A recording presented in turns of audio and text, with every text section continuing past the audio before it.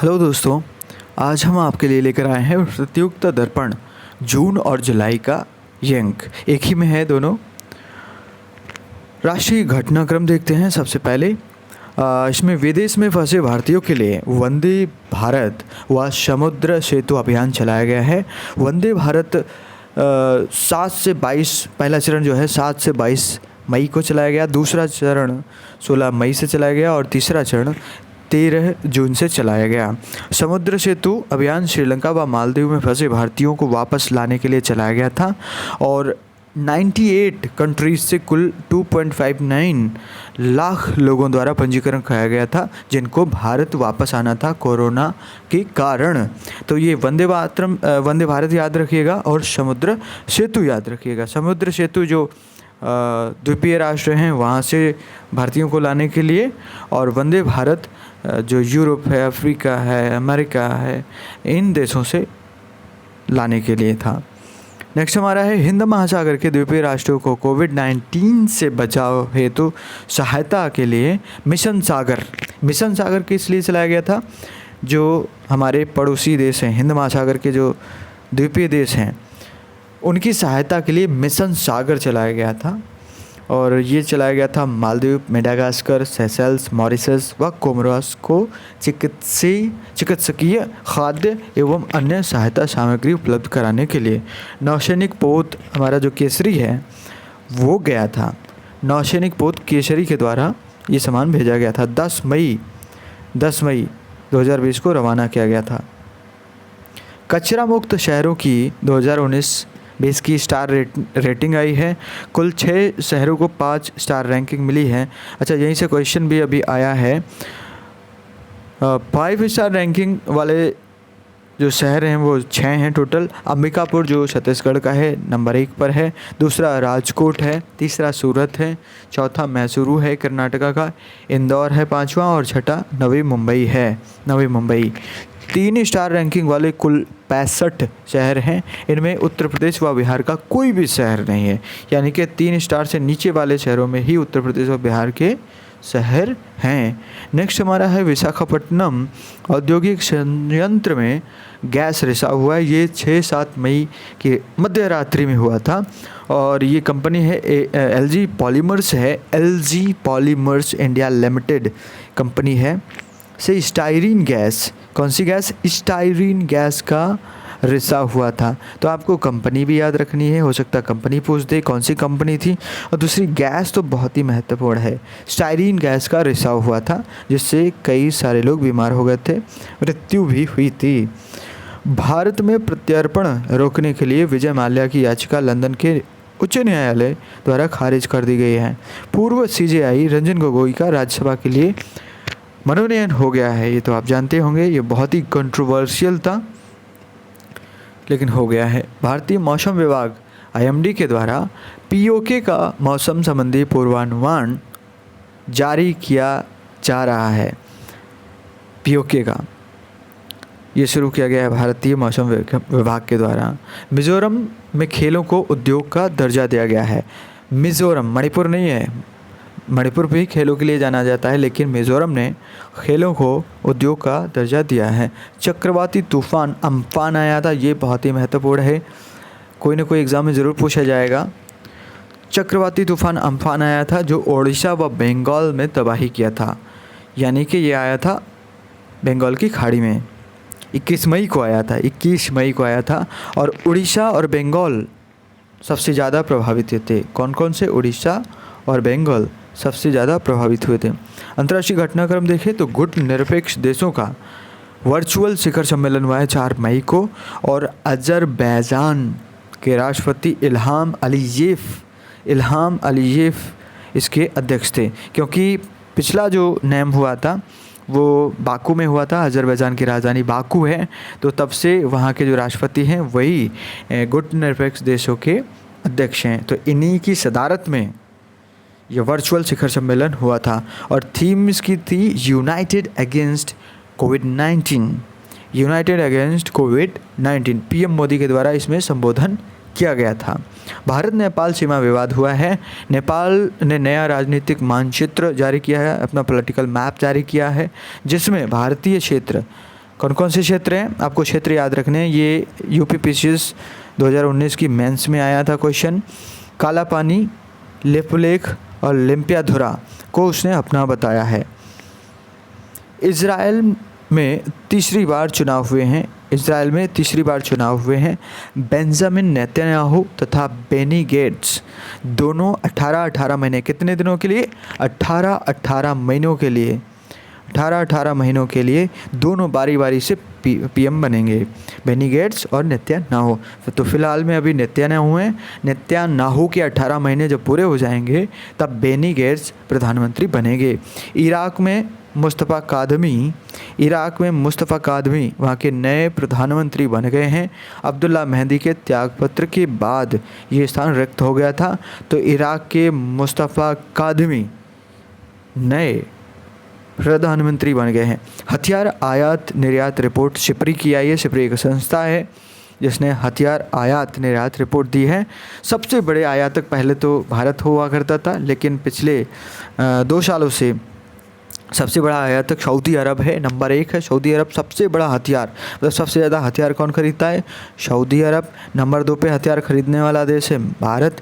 तीसरे पर मिस्र है, ऑस्ट्रेलिया चौथे पर और चीन 5वें पर है।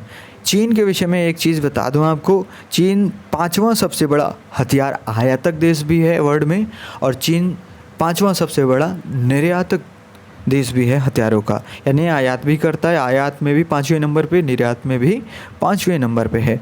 सबसे बड़े हथियार निर्यातक देशों की बात करें तो सबसे बड़ा हथियार निर्यातक यानी बेचता है हथियार अमेरिका। रूस नंबर 2 पे है, फ्रांस 3 पे है, जर्मनी 4 पे और चाइना मैंने अभी जो बताया 5वें नंबर पे है। अमेरिका द्वारा सर्वाधिक निर्यात सऊदी अरब को किया जाता है। इसी वजह से देखा होगा सऊदी अरब अमेरिका के बहुत अच्छे संबंध हैं। सऊदी अरब को सबसे ज़्यादा हथियार बेचता है अमेरिका, जबकि रूस भारत को सबसे अधिक हथियार देता है। चीन द्वारा मालवाहक रॉकेट लॉन्ग मार्च 5B, ये याद रखिएगा, मालवाहक रॉकेट है और इसका नाम है लॉन्ग मार्च 5B का प्रक्षेपण किया है। अलग स्थायी अंतरिक्ष स्टेशन, ये अपना एक सेपरेट स्थायी परमानेंट अंतरिक्ष स्पेस स्टेशन बनाने की योजना पर काम कर रहा है। इसी के चलते ये लॉन्ग मार्च 5B को इसने प्रक्षेपित किया है, भेजा है। वर्ल्ड हैप्पीनेस इंडेक्स रैंक आई है और इसमें बताया गया है कि भारत की रैंकिंग में गिरावट आई है। देखो, भारत लगातार हैप्पीनेस इंडेक्स में गिरावट आ रही है। पहले बहुत ज़्यादा खुश था, हैप्पी था, धीरे धीरे ये दुखी हो रहा है।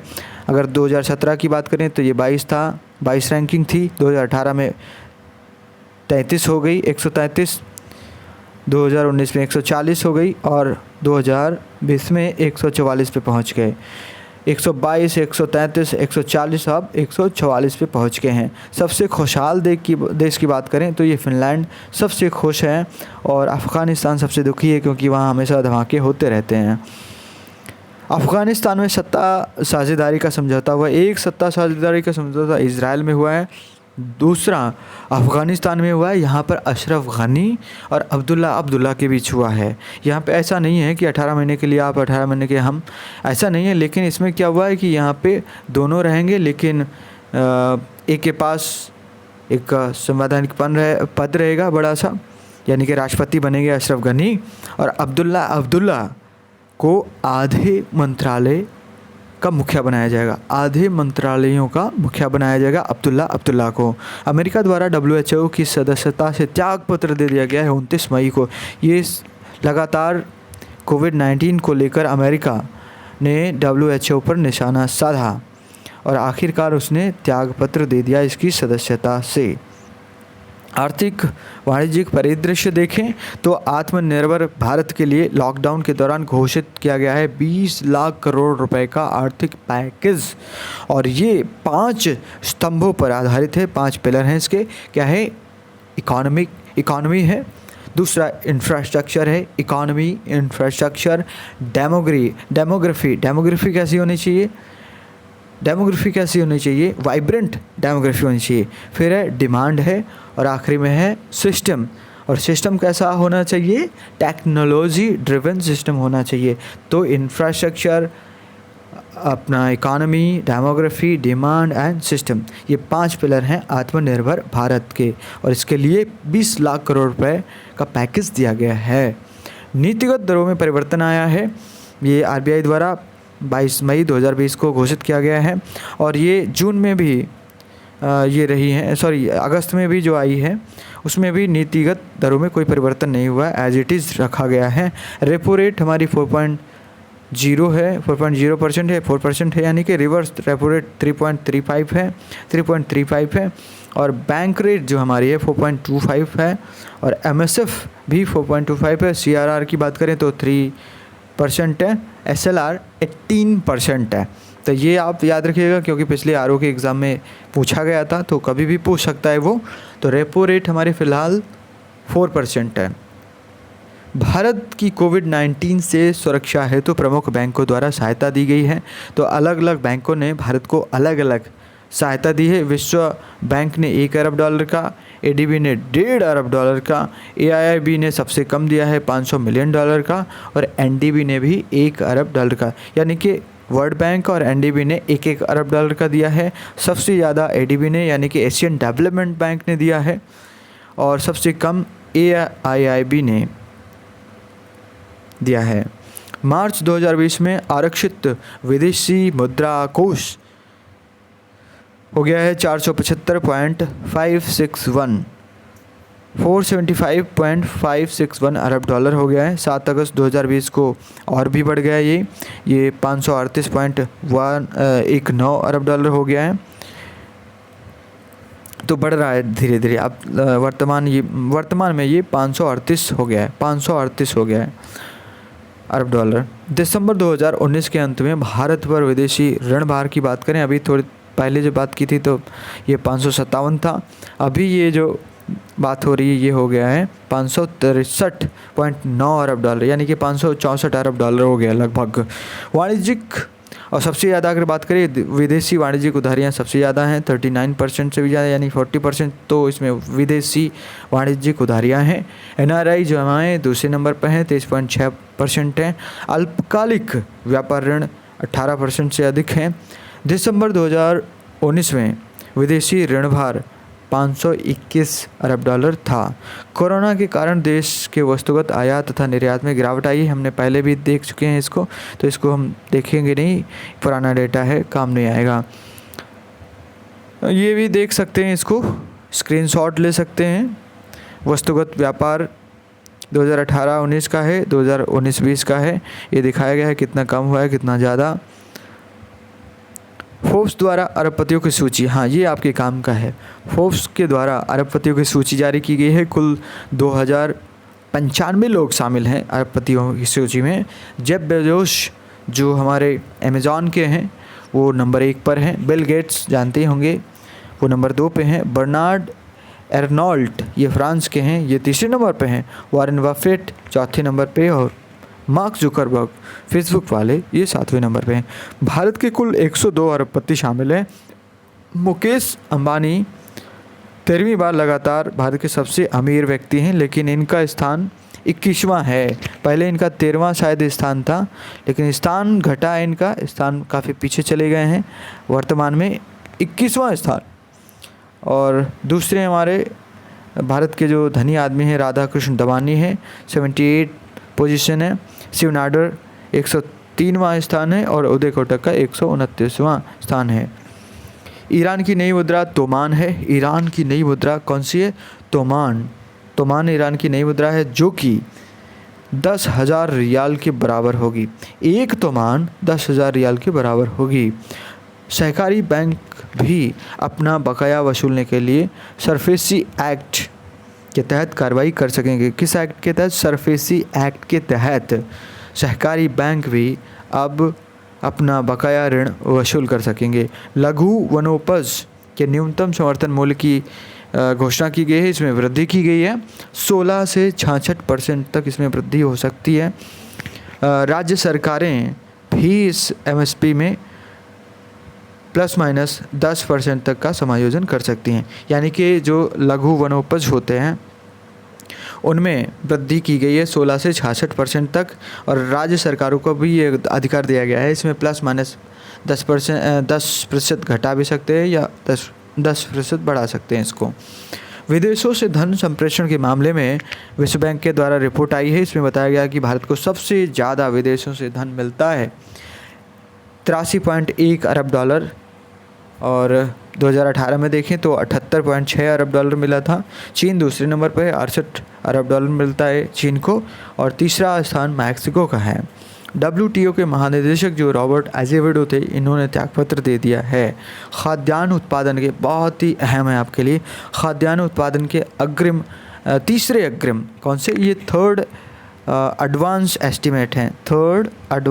एस्टीमेट हैं, 15 मई को आए थे, ये 15 मई को आए थे। इसमें बताया गया है कि टोटल हमारा जो खाद्यान्न उत्पादन है 295.67 मिलियन टन रहेगा। देखो इससे पहले जो आया था उसमें 291 ही था, लेकिन अभी जो तीसरे अनुमान आया है उसमें 295 मिलियन टन। चावल की बात करें तो 117.94 मिलियन टन रहेगा, गेहूं 107.18 मिलियन टन, मोटे अनाज 47.54 मिलियन टन रहेंगे। कुल दालों की बात करें तो 23, ये लगभग स्थिर है, लगातार ज़्यादा इसमें उतार चढ़ाव नहीं आ रहे हैं। 23 मिलियन टन ही है ये कुल तिलहन, ये 23 है, दालें 23 है, और ये 33 है, 33.50 मिलियन टन। कुल गन्ना की बात करें तो 358 मिलियन टन रहेगा। इससे पहले जो एस्टिमेट आए थे गन्ने का उत्पादन बताया गया था 353, और अभी जो नए आए हैं इसमें 358 हो गया है। 2019-20 में राष्ट्रीय आय के संबंध में CSO के अंतिम अनुमान जारी किए गए हैं। CSO के अंतिम अनुमान जारी किए गए हैं, और बताया गया है कि 2019-20 में GDP की वृद्धि 4.2 रहने का अनुमान है, और 2019-20 की चौथी तिमाही में वृद्धि दर 3.1 रही थी। यही आपके लिए ज़्यादा महत्वपूर्ण है, जो हमारा 2019-20 की चौथी तिमाही थी, फोर्थ क्वार्टर जो था, उसमें वृद्धि दर 3.1 रही थी। और उसके बाद अभी जो आया है उसमें क्या हुआ, उसमें तो -23.9 चली गई है। कृषि, वानिकी एवं मत्स्यिकी में 4.0% की वृद्धि, और विनिर्माणी में 0.03 की वृद्धि का अनुमान था। भारत में FDI देखें तो ये बढ़ा है FDI, तो अभी तो 51 अरब डॉलर हो गया है, 51 अरब डॉलर हो गया है FDI। और इसमें ये पुराना डेटा है, ये मई का डेटा है, तो इसमें 49.9 था उस समय, अभी 51 हो गया है। 2020-21 की खरीफ उपजों के लिए न्यूनतम समर्थन मूल्य आप याद रखिएगा, क्योंकि कई दफ़े पूछ चुका है न्यूनतम समर्थन मूल्य। तो ये बढ़ाया गया है। सामान्य धान जो होता है इसके लिए 1868 रुपये घोषित किए गए हैं, प्लस 53, यानी कि 53 रुपये बढ़ाए गए हैं। A ग्रेड धान में भी बढ़ोतरी हुई है, इसको 1888 कर दिया गया है, 1888, इसमें भी 53 रुपये की वृद्धि की गई है। नेक्स्ट हमारा है जन्म मृत्यु दर तथा शिशु मृत्यु दर से संबंधित सैंपल रजिस्ट्रेशन सिस्टम, यानी कि SRS बुलेटिन जारी की गई है, मई 2020 में जारी की गई। ये बहुत ही अहम आपके आंकड़े हैं, आप एक एक आंकड़ा इसको कायदे से देखिए। अगर बात करें जन्म दर की, तो ये जन्म दर हो गई है 2018 में जन्म दर हो गई है 20% हो गई है। मृत्यु दर 6.2% हो गई है, पहले ये 6.3 थी, और जन्म दर ये 20.2 थी। तो ये घटे हैं सारे के सारे, जन्म दर भी घटी है, मृत्यु दर भी घटी है। IMR की बात करें तो ये 32 हो गई है, IMR 32 हो गई है। सर्वोच्च जन्म दर वाले अगर राज्य बात करें तो बिहार सबसे नंबर 1 पर है, दूसरे पर यूपी है, तीसरे पर MP है, और चौथे पर राजस्थान है। यानी कि बिहार सबसे ज़्यादा सर्वोच्च जन्म दर है, यहाँ पे 26.2% की है जन्म दर।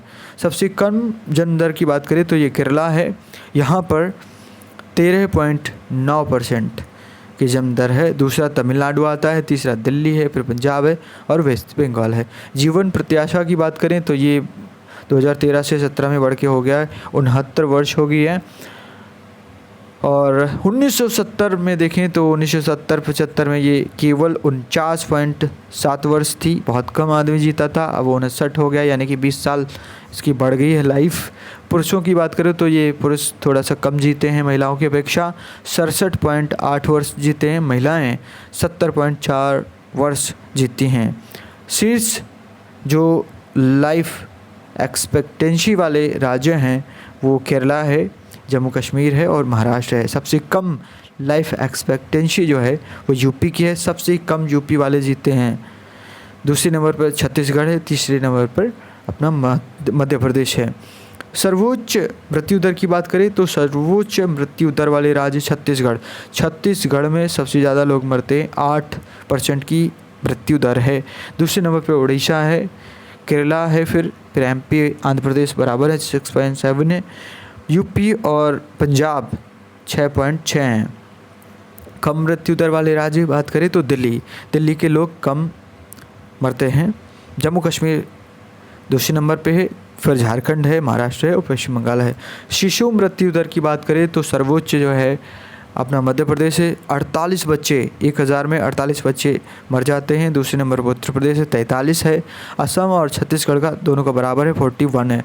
सबसे कम IMR की बात करें तो केरला है, केवल 0.7 है, केवल 0 यानी 1000 में केवल 7 बच्चे मरते हैं वहाँ। दिल्ली दूसरे नंबर पे है, 13 बच्चे मरते हैं दिल्ली में।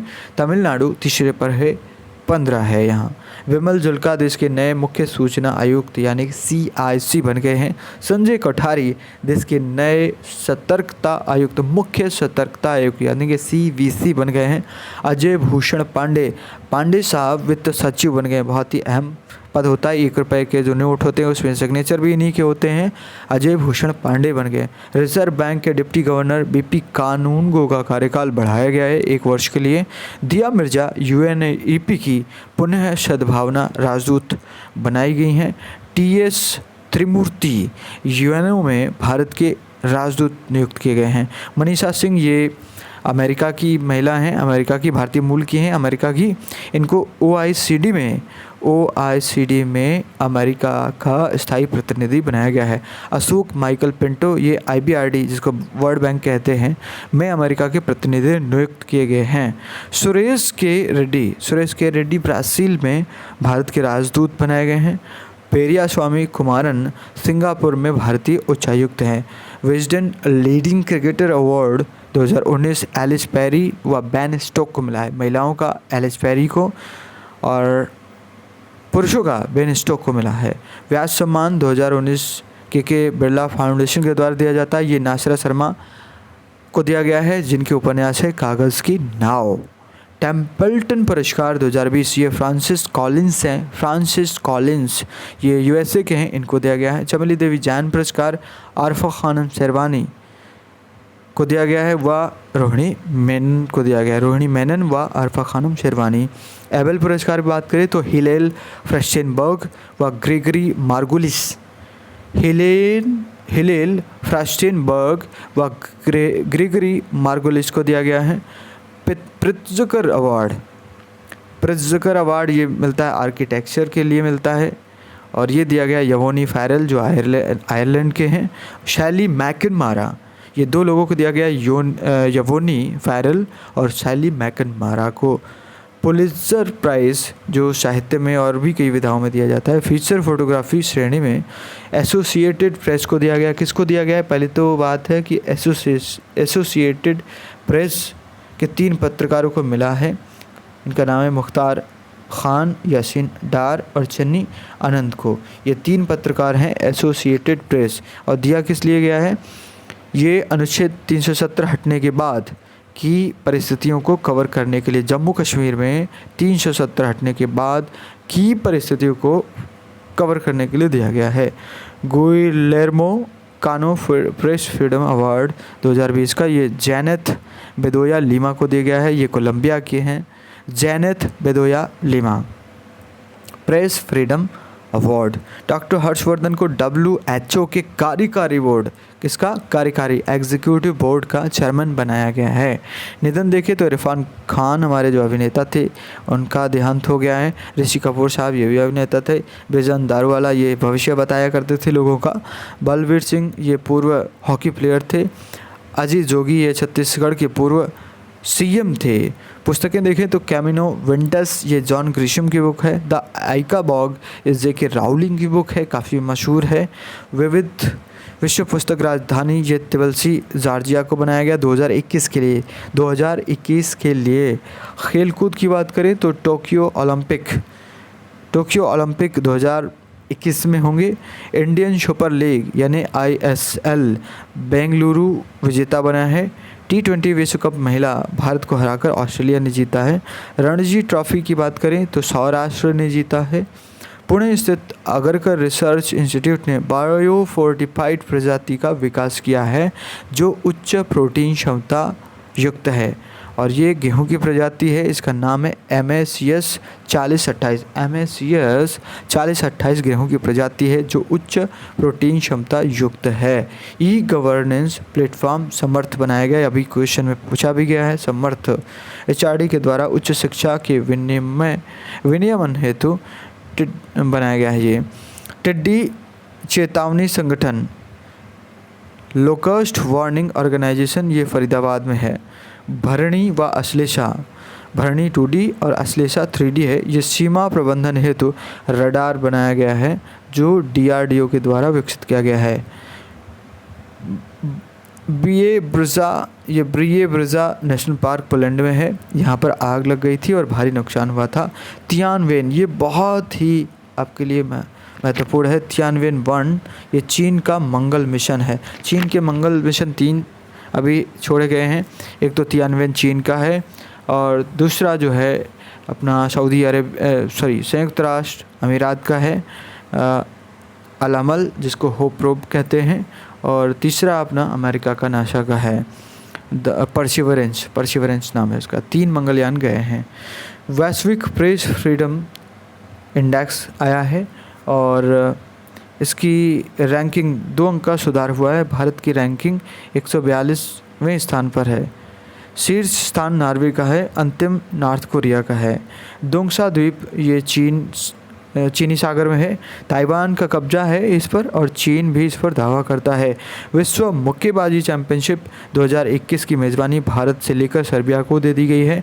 गेधुन चेकी नीम साहब ये तिब्बती बौद्ध धर्म के 11वें पंचेन लामा हैं जिनको रिहा करने की अमेरिका द्वारा चीन से अपील की गई है। फेदु फिन्नोलू ये हिंद महासागर स्थित कृत्रिम द्वीप है, आर्टिफिशियल आइलैंड है जिसे चीन द्वारा बनाया गया है तथा मालदीव के स्वामित्व में है। ये सैन्य उपग्रह नूर का प्रक्षेपण किया गया है ईरान के द्वारा। और Kempegowda airport Bengaluru Skytrax award मिला है इसको। केपेगौड़ा एयरपोर्ट बेंगलुरु को स्काई ट्रैक्स अवार्ड मिला है। इसके साथ ये अंक समाप्त होता है। उम्मीद करते हैं आपको पसंद आएगा। धन्यवाद।